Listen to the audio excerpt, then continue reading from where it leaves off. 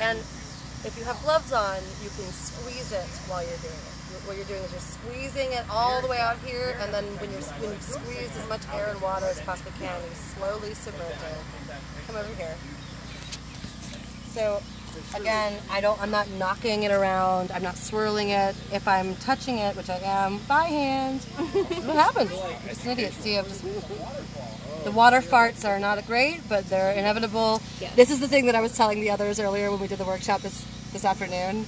My favorite part of this is that the number of times that I say, don't put water farts. The number of times that I stress not bringing oxygen in directly correlates to the number of nervous breakdowns that people have when a bubble comes up. They're like, oh, I'm so sorry! And I was like, no, it's fine, it's okay. I shouldn't stress it as much. But do you see how it's coming out green? Yes. Yeah. It is not blue, it is green. That's great. That means it's working. If it were blue, it would be dead. Yes. Oh. If it were indigo, immediately it would be dead, and that means that it would not be adhering to the fiber. There's no chemical change because the chemical change already happened. Okay. And so it's all the prep work in advance. Basically, yes. So you pull it out, and now wait for this. Like so. Woo! See, that was a no-no. You don't want it to splash. You want to do the splashing over here. But watch this. Literally as it stands in my hand. Getting darker. You will watch it turn into, in just a matter of seconds, that color. And it's fascinating how quickly this happens. And you see, this is not this is synthetic, right? So that's not going to work, which I knew. But you see, it slowly starts to, including my hands.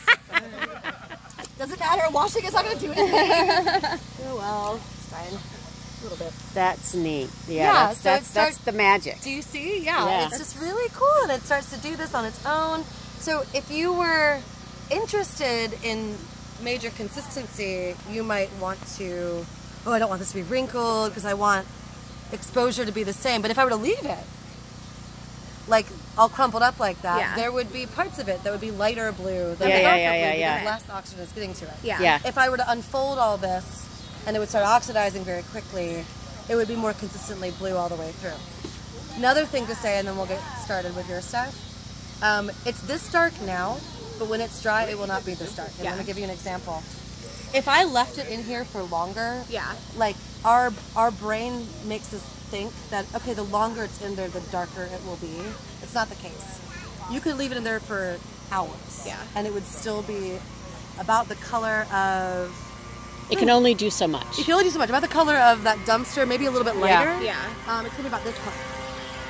This color is what you will get in for that amount of time. It could be 10 hours in there. It could be a couple minutes, but it's still only going to be that color with round one. It's when you pull it out and let it oxidize for a couple of minutes, only a couple minutes. If you put it back in, okay, so you can do a then it will get Oh. As soon as it oxidizes, that's the shade that it is, and you can add color. So this, the difference between this and this was about 60 seconds. Okay, so I let it breathe. Bottom was redunked in. So if you wanted to do an ombre, you could dip and dip and dip. Cool. You know, and you got 30 seconds in between. Do you know what I'm saying? Yeah. But this is just an example of like this is just a second dip, and that's the difference. If you wanted it to get like darker, like dark wash. Cool. Yeah. That's sort of how that works. So this is, and see, I'm gonna do that again one more there. Even though it looks this dark, it would be that light blue by the time it dries. So I'm putting it in for one more little go, and I didn't do it slowly because I'm a deep, but I can't help it. So all this flour in a minute, I'm gonna have to scoop it up. Okay.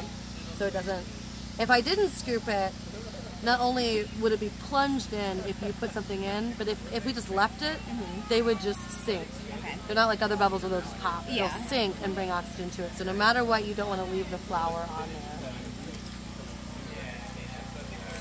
there. Whoa. Cool, right? Yeah. I know, I love it so much. If you do get it on your hands, it's still the temp to save it.